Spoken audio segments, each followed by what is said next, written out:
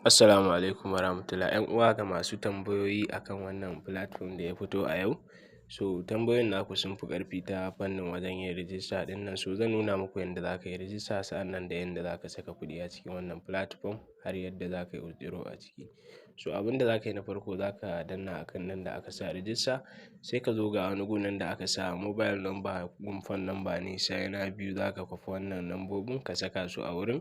Sai na uku password. So matsalan da ake samu shine bayan ka gama cike lambobin naka, sai wannan ma ka saka shi. Lambobin guda 10 ake buƙata zuwa guda 11. Sai wannan kuma lambobi su za ka kwafa wannan captcha da suka baka sai ka saka a wurin. Bayan ka saka sai ka danna back na wayarka. Idan ka danna keyboard ɗin zai ɓace sai ka taɓa abun password sai ka saka password ɗin da za ka saka kamar yadda ka saba. So bayan ka saka za ka ga gashi nan gun rijistan ya ƙi nunuwa ka ja bai ba. To sai ka danna back na wayarka. Idan ka danna za ka ga ya wuce sai ka zo ka danna inda aka sa rijista kamar haka. So bayan ka danna kai tsaye gashi nan za ka ga ya wuce an baka welcome bonus na 350. So abin da za ka yi wajen yin deposit a ciki sai ka danna akan 3k ɗin nan sai ka danna akan invest now. So bayan ka danna gashi nan an nuna baka da kuɗi a cikin wannan platform naka. So kai tsaye sai ka danna ka zaɓa adadin kuɗin da za ka sa a ciki sai ka danna deposit. Bayan ka danna gashi nan gateway na payment gashi nan sai ka zaɓa wanda za ka yi amfani da shi. Bari mu yi amfani da na farko sai ka danna deposit. Bayan ka danna deposit gashi nan kamar yadda kake gani gashi nan yana searching. So gashi nan sun kawo maka kamar haka, za ka saka ga account number nan sun baka sai ka kwafi account number ɗin. Sai sunan bankin Wema Bank ne gashi nan. To bayan ka je ka kammala wannan transfer sai ka zo ka danna I have transferred 3000 sai ka danna a wurin. So bayan ka danna sai ka danna akan nan inda aka saka yes ɗin nan domin tabbatarwa. In dai ka yi transaction ɗin nan kai tsaye za a saka maka su a cikin wannan balance naka na cikin wannan platform. Sai ka zo ka danna akan order ɗin nan. So kai tsaye za ka ga adadin order da kai a wurin. To sai kuma abu na gaba sai ka danna akan me.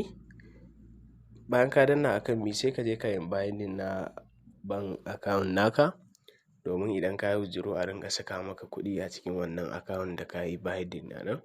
Gashi nan na farko za ka saka sunan bankin ka, sai na biyu za ka saka sunan da kake amfani da shi a bankin ka.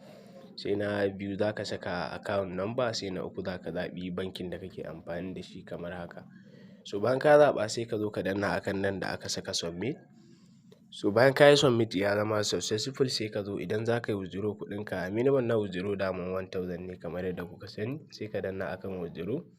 So bayan ka danna akan withdraw sai ka saka adadin amount ɗin da za ka cire. Bayan ka saka in dai da kuɗin sai ka danna akan withdraw now ɗin nan. To da ke ba mu da isassun kuɗi a cikin wannan platform kuma za ma ka ga da ke ban yi binding ba zai wuce ba kai tsaye. Dole sai kana da isassun kuɗi a cikin wannan platform sannan za ka yi withdraw. Dole sai sun kai 1000 ko sama da haka. So abin da za ka yi na gaba kuma sai ka je ka kwafi link ɗinka domin ka tura wa mutane su ma ka samu alkhairi a ciki. Sai ka danna akan copy. So bayan ka yi copy kai tsaye sai ka je ka tura wanda za ka tura. Duk wanda ya rijista, mutum na farko idan ya yi rijista za a baka 12%, sai mutum na biyu za a baka 2%, sai na uku za a baka 1%. To haka tsarin yake daki da daki. Platform ɗin yau aka yi launching nasa. Gaskiya kar ku yi wasa da shi. Amma kai binciken da ka saba yi kafin ka saka kuɗi a cikin platform, do your own research. Saboda shi platform kowa ya sani ba wani abu ne wanda ake da guarantee a kan shi ba. Ga nan sai ka zaɓi na nawa za ka siya gashi nan sai ka investment gashi nan dai kala kala ka zaɓi wanda kake buƙatan ka siya. To wannan dai shine daman ɗan takaitaccen bayani da zan muku akan wannan platform. Mun gode da kallon wannan bidiyo sai mu haɗu da ku a bidiyo na gaba.